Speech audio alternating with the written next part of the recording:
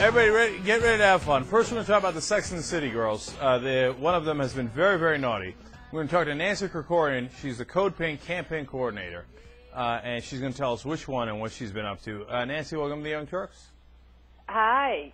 Sure. We're talking about Kristen Davis, who plays Charlotte on Sex and the City. Mm-hmm. And Kristen is a do-gooder who also works with Oxfam International, but recently, in September of 2007, she signed on as a spokesperson for Ahava, which is Ahava Dead Sea Laboratories. It's an Israeli company that makes cosmetics and spa products that are sold in a lot of high-end cosmetic stores and pharmacies and department stores in the States.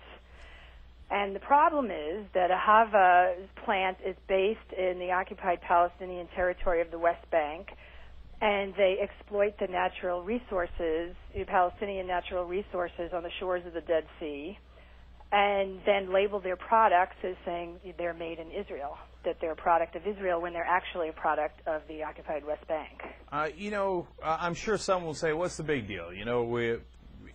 Maybe they use some Palestinians there, No, actually, we sent a Code Pink fact-finding mission. A couple women went out to the factory, and we did a little research around, and we talked to Israeli women that we work with, Israeli peace groups. And when the two women from Code Pink went out there, they saw that the people who work in the factories are actually Russian immigrants who are bussed in from probably near Jerusalem, bussed out to the shore of the Dead Sea to work in this factory. And Nancy, is this against some sort of convention to? Yeah, it's actually against international law. It's against the Fourth Geneva Convention to exploit the natural resources of an occupied territory. It's against many, conventions to label a product that's coming from an occupied territory as actually from Israel.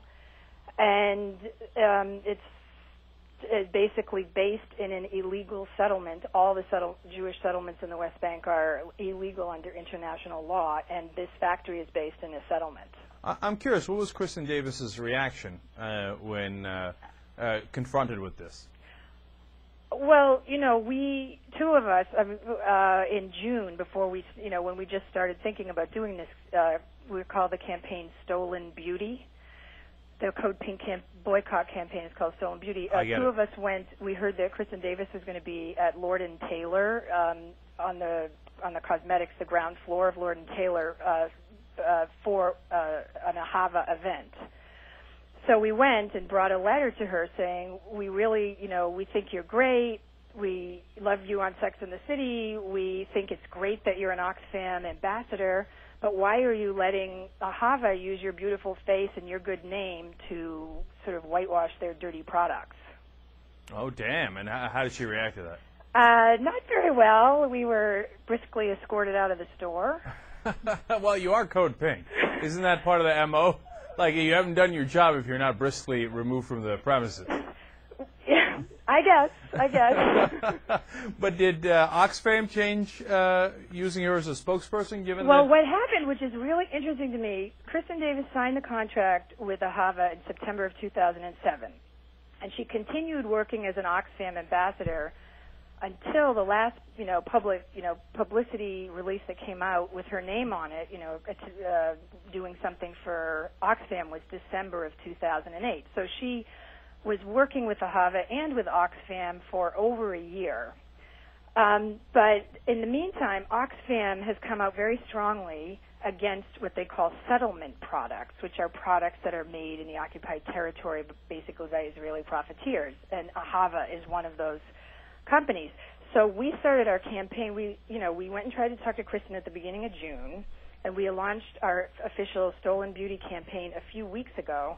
And we found out at the end of last week, which was the end of July 2009, that Oxfam was quietly sending individuals a statement that they had come up with about their situation and Kristen's situation, and saying that they were against settlement products, that they had done such great work with Kristen in the past and hoped to work with her in the future, but they were suspending all publicity work with her for the duration of her contract. Hey, look at that, a little bit of success. All right. Finally, a couple of quick questions on Code Pink. Glenn Beck was I don't know if he mentioned you guys in specific, but mentioned a lot of left-wing groups and saying they're all AstroTurf as well. So I was wondering, which private corporation is obviously footing the bill for Code Pink? Oh, there's no private corporation footing the bill. I'm kidding. Of course Okay, there I'm isn't. like, are you serious? It's Code Pink.